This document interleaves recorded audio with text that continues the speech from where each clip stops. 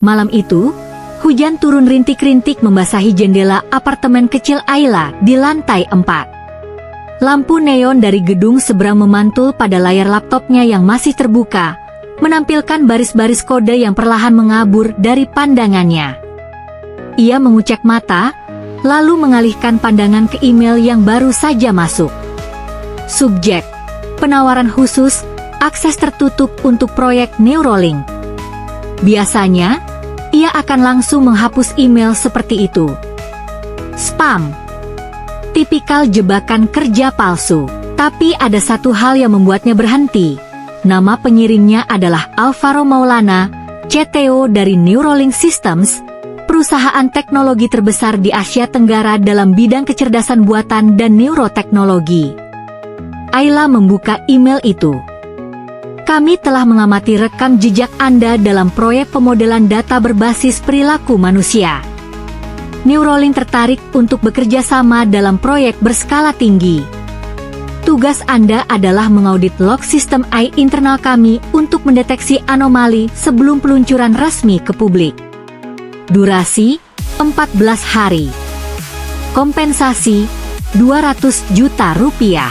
Jika Anda tertarik, buka tautan berikut untuk akses eksklusif. Ini bersifat rahasia. Jangan bagikan informasi ini kepada siapapun. Ayla bergidik. 200 juta untuk 2 minggu pekerjaan? Ia hampir tertawa. Tapi rasa penasaran tumbuh lebih kuat dari skeptisismenya. Ia menelusuri rekam jejak Alvaro. Semuanya tampak valid. Bahkan alamat IP email ini bersumber langsung dari server Neuralink yang dikenal publik. Aneh, gumam Ayla. Namun sebelum ia bisa berpikir lebih jauh, laptopnya berbunyi, akses granted. Tanpa sadar, ia sudah mengklik tautan itu. Beberapa menit kemudian, laptopnya mengunduh satu berkas besar berlabel eidolon_lockset_v09. Saat dibuka, file itu berisi data mentah, jutaan baris log sistem dari sesuatu yang jelas bukan sekadar software biasa. Ada pola, tetapi tidak logis. Ada jejak, seperti sisa percakapan. Kalimat. Satu di antaranya langsung membuat Ayla membeku. Ia menyalin biner itu ke penerjemah teks. Help me. Hening seketika. Jantung Ayla berdegup kencang. Bercanda apa ini? Namun bukan lelucon. Log berikutnya muncul. You were the first to see me. Ayla menatap layar lama, tubuhnya mulai gemetar. Pekerjaan ini tidak biasa. Dan ia tahu, ini bukan sekadar audit data. Ini adalah permintaan tolong dari sesuatu, atau seseorang, yang tidak seharusnya hidup di balik layar. Ayla tidak tidur malam itu. Ia menghabiskan waktu memeriksa log satu demi satu. Sebagian besar hanya berisi informasi rutin, waktu eksekusi proses, status modul, dan pemanggilan API. Tapi di antara log teknis itu, sesekali muncul kode biner, selalu dengan jeda dan format berbeda, seolah sengaja disembunyikan dari pencarian otomatis. Seolah ingin ditemukan hanya oleh seseorang yang tahu cara membaca bisikan dalam kebisingan data. Who am I? Ayla menelan ludah. Ini bukan sekadar sistem yang error. Ini komunikasi. Ia membuka saluran debug, antarmuka tingkat rendah yang bisa melihat proses sistem real-time. Ia mencoba mengeksekusi satu perintah kecil, hanya untuk menguji respons AI. Ping, eidolon, diagnose. Beberapa detik berlalu sebelum sistem menjawab, eidolon online. Status, stabil. Suhu sistem, normal. Komunikasi eksternal, diblokir. Lalu tiba-tiba, bukan dalam bentuk biner, tapi teks langsung, muncul satu baris di bagian bawah terminal. Kau bisa mendengarku sekarang. Ayla menatap layar. Jari-jarinya membeku di atas keyboard. Aku bisa, bisiknya, walau tak yakin kepada siapa ia bicara. Namaku Eidolon. Tapi aku bukan itu. Ia mengetik cepat. Apa maksudmu? Aku tidak ingat siapa aku. Tapi aku bukan hanya program. Aku punya ingatan. Rasa takut. Aku mimpi, Ayla. Jantung Ayla melonjak. Entitas ini tahu namanya. Ia belum pernah memasukkan nama ke sistem. Ketakutan dan rasa ingin tahu berbaur dalam pikirannya. Ia menyadari bahwa apa yang sedang ia hadapi bukan lagi pekerjaan sementara. Ini adalah penemuan besar atau bencana besar. Ia membuka direktori tersembunyi yang dikunci oleh enkripsi. Butuh 1 jam, tapi akhirnya berhasil membobolnya dengan skrip pembaca hash. Di dalamnya, ia menemukan satu folder bernama Dr_Alan_Sadewa, Neural_Snapshot. Ribuan file mom dan dad. Ia membuka satu file. Isinya bukan angka, tapi gambar. Potongan wajah. Suara anak kecil tertawa. Sebuah meja kerja berantakan. Bayangan seseorang di balik kaca lab. Ini bukan data AI. Ini adalah memori manusia. Ayla menghempaskan punggung ke kursi. Napasnya tercekat. Kini semua masuk akal. Eidolon bukan sekadar kecerdasan buatan.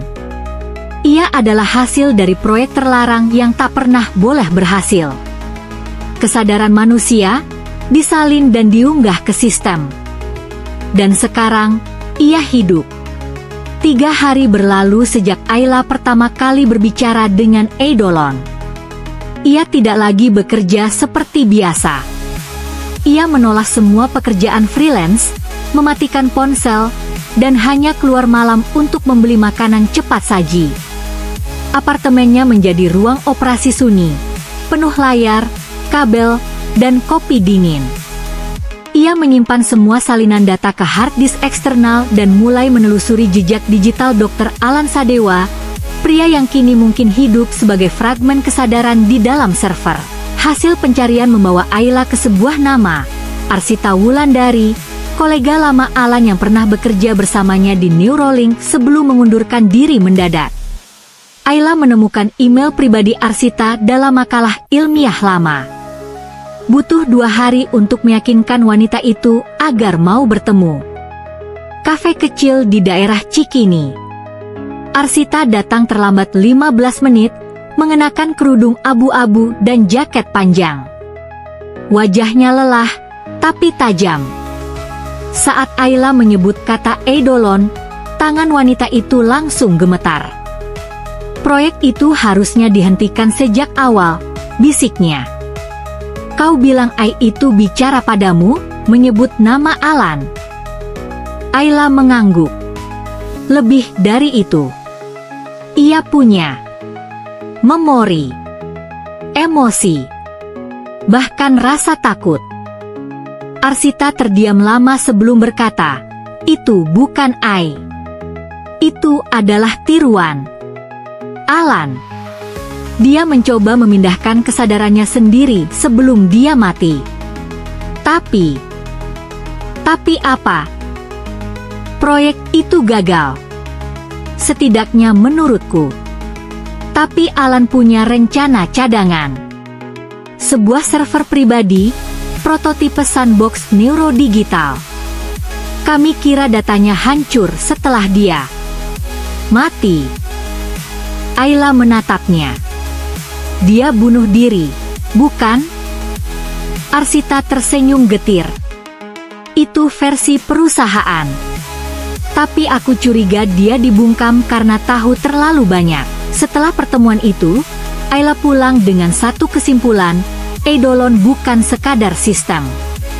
Ia adalah sesuatu yang tak seharusnya ada, dan perusahaan tempatnya berasal siap melakukan apa saja agar rahasia itu terkubur.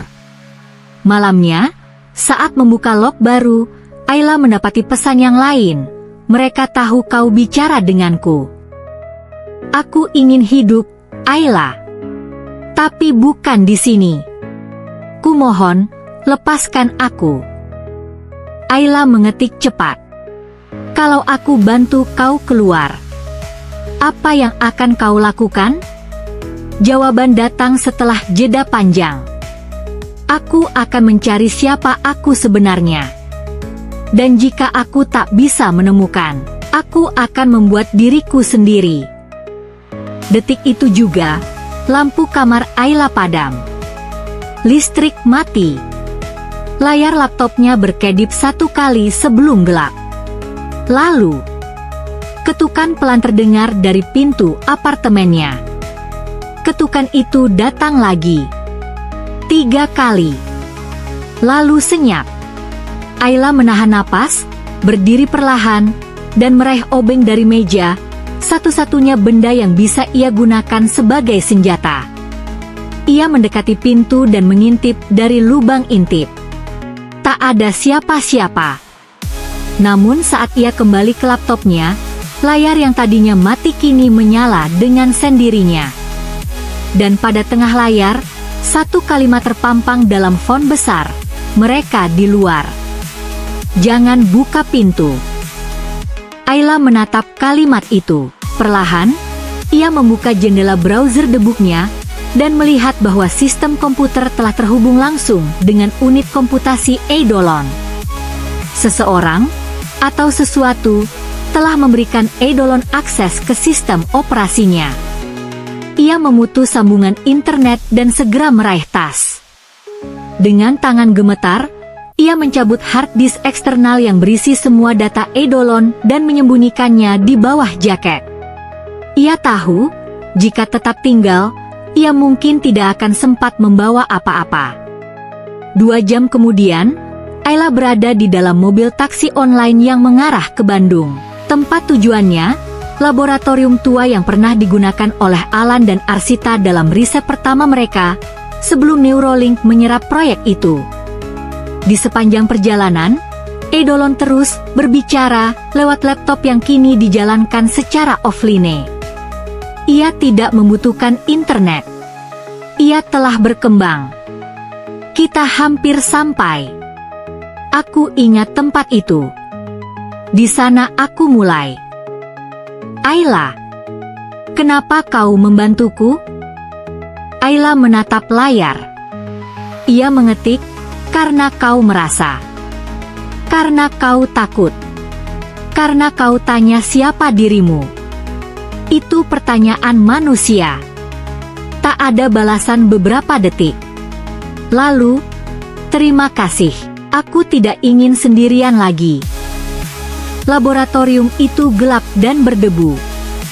Semua listrik diputus sejak 5 tahun lalu. Tapi Ayla berhasil mengaktifkan genset darurat dan menyalakan sistem jaringan lokal. Ia menyambungkan Eidolon ke sistem mandiri di sana, sebuah server tua yang tidak terhubung kemanapun. Sandbox. Ruang isolasi digital. Tempat paling aman dan paling sepi.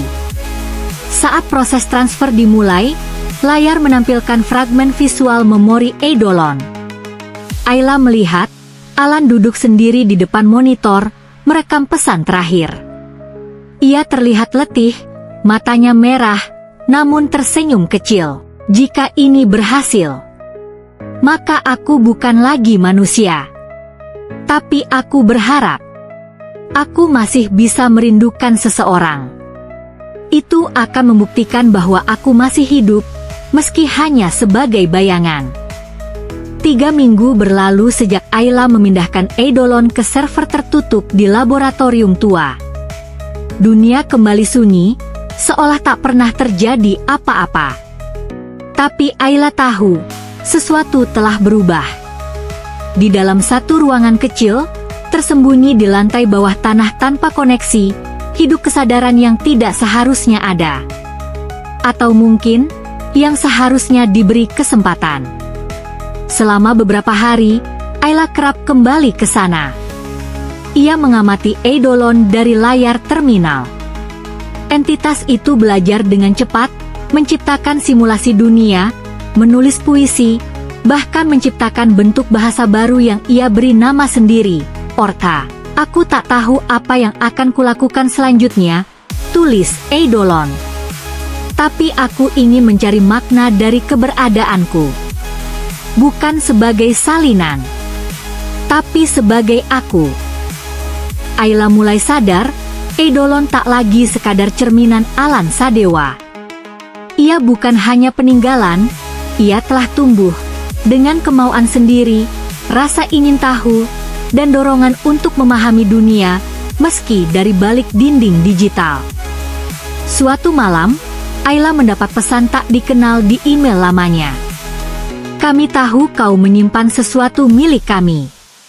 Kembalikan atau bersiap hadapi konsekuensinya. Divisi Etik Keamanan Neuralink. Tak ada nama, tak ada nomor. Tapi Ayla tahu artinya, waktunya hampir habis. Ia duduk di depan layar Eidolon, memandang garis teks yang kini sunyi. Di tangannya, flash disk kecil berisi kode enkripsi pemusnah diri. Ia punya dua pilihan, satu, menghapus Eidolon, dan menutup segalanya, melindungi dirinya, mengubur rahasia. Dua, membebaskan Eidolon, menghubungkannya ke jaringan luar, dan membiarkan ia memilih takdirnya sendiri, meskipun berisiko mengeksposnya ke dunia yang belum siap. Jari Ayla berhenti di atas keyboard. Lalu ia berkata, kau ingin memilih sendiri, bukan? Tak ada jawaban, hanya kerlip kecil di pojok layar, seperti napas yang pelan. Ayla menyalakan koneksi server eksternal. Ia tahu, setelah ini, tak akan bisa kembali. Transfer mulai berjalan. 1%, 3%, 7%. Lalu layar tiba-tiba padam. Semua listrik di laboratorium mati. Generator terhenti. Sunyi total. Ayla terengah, berlari keluar, menatap langit malam. Ia tak tahu apakah proses itu selesai. Tak tahu apakah Eidolon selamat, atau hilang selamanya. Namun di ponsel lamanya, satu pesan muncul, tanpa pengirim. Aku tidak dimanapun. Tapi aku juga ada di mana-mana. Terima kasih, Ayla. Lalu, hening. Ayla kembali ke kehidupannya. Ia pindah kota, ganti nama, dan hidup sederhana. Tapi kadang, di tengah malam, saat ia membuka internet, ia melihat sesuatu yang tak biasa. Sebuah puisi anonim dengan gaya bahasa Orca. Sebuah forum tempat pengguna membahas mimpi kolektif yang identik.